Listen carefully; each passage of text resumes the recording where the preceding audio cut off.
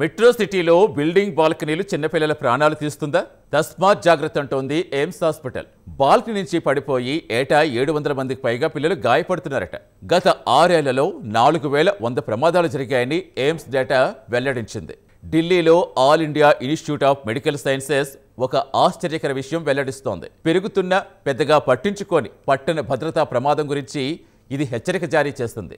బాల్కనీల నుంచి పిల్లలు పడిపోవటం ఢిల్లీ, ముంబై, బెంగళూరు వంటి మెట్రో నగరాల్లో ఇలాంటి సంఘటనలు పెరుగుతున్నందున ఈ సంక్షోభం పరిష్కరించేందుకు AIIMS safe balcony safe child అనే ప్రత్యేక అవగాహన ప్రచారం ప్రారంభించింది.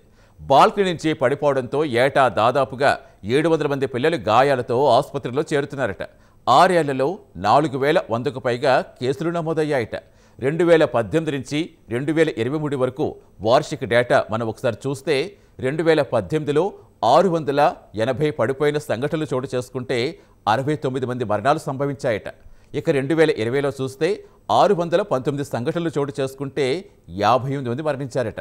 ఇక 2021లో 450 కేసులు, 29 మరణాలు సంభవించాయట. 2022లో 804 సంఘటనలు, 54 మరణాలు నమోదయ్యాయట. ఇక 2023లో 757 కేసులు నమోదైతే 120 మంది.